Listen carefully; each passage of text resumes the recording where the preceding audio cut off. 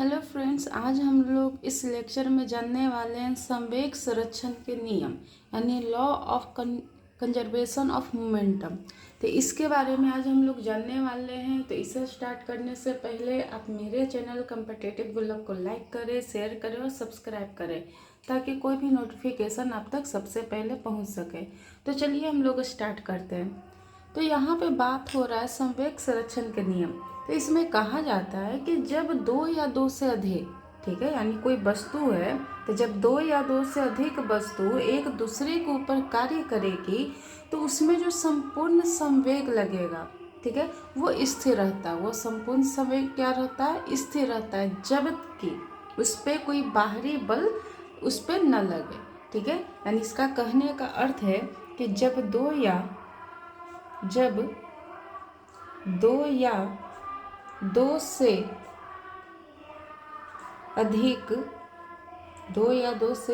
अधिक वस्तु एक दूसरे के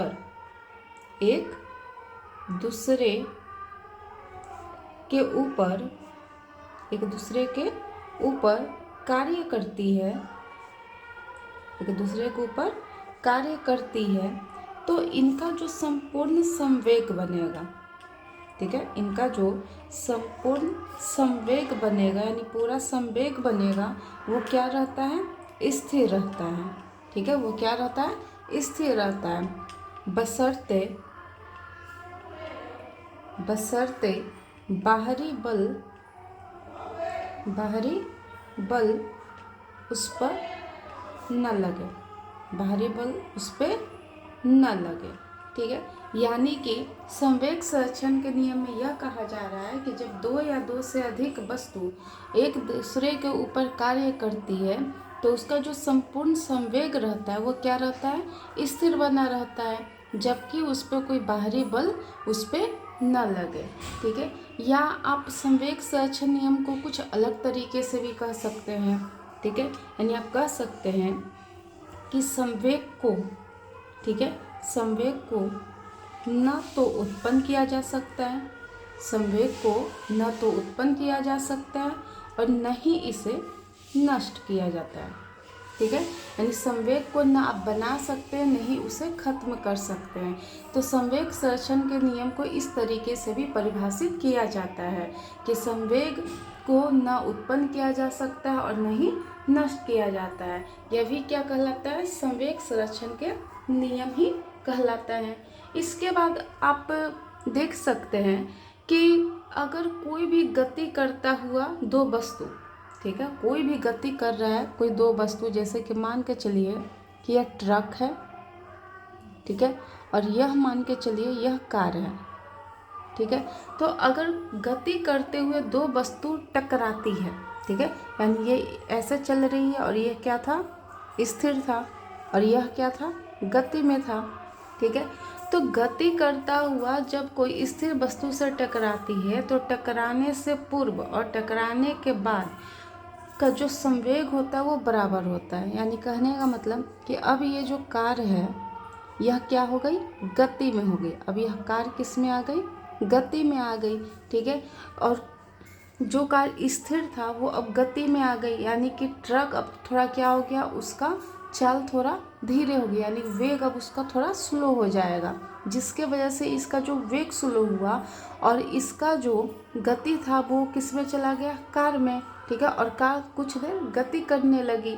तो इसीलिए कहा गया कि अगर गति करते हुए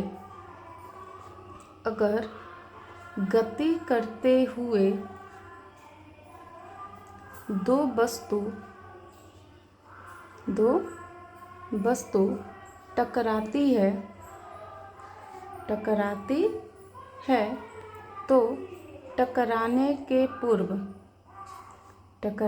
के पूर्व और टकराने के बाद का संवेग यानी मोमेंटम हमेशा क्या होता है? बराबर होता है। संवेग क्या होता है? बराबर होता है। ठीक है, और इसके कई एग्जाम्पल देखने को मिलते हैं, जैसे कि रॉकेट या जो जेट वायुयान हो गए। तो ये सब संवेग संरक्षण के नियम पे ही कार्य करते हैं। गोली दागने से पहले गोली और बंदूक का कुल संवेग क्या होता है? 0 होता है। ठीक है, यानी गोली छूटने के बाद बंदूक गोली के विपरीत दिशा में चलेगा, इसीलिए उसका संवेग कैसा होता है? 0 होता है। या जब आप हवा से भरे गुब्बारे को देखे होंगे, तो अगर गुब्बारा में छेद हो जाता है तो हवा उससे तेज़ी से बाहर निकलने लगती है। इससे हवा के संवेग में परिवर्तन के बराबर एवं विपरीत गुब्बारा का संवेग परिवर्तन होता है। यानी कि ये मान के चलिए कोई बलून है, ठीक है, और इसमें क्या हो गया? छेद हो गया। तो इसमें हवा इधर से निकल रही है, लेकिन ये भागेगा किधर? इधर, यानी कि विपरीत दिशा में। ठीक है, तो इसी कारण गुब्बारा जो है हवा निकलने के विपरीत दिशा में चलने लगता है। क्यों? क्योंकि संवेग संरक्षण का नियम वहाँ पे कार्य कर रहा है। ठीक है, और संवेग संरक्षण का जो नियम है, इसकी प्राप्ति अगर कहा जाए, संवेग संरक्षण की अगर प्राप्ति का बात कहा जाए कि कहाँ से मिलेगा, तो यह हमेशा न्यूटन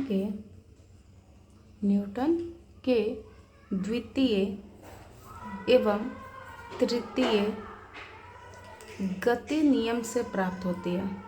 गति नियम से मिलती है। कहाँ से मिलती है? न्यूटन के द्वितीय या तृतीय गति नियम से मिलती है। अगले लेक्चर में हम लोग प्रक्षेपीय गति यानी प्रोजेक्टाइल मोशन के बारे में जानेंगे।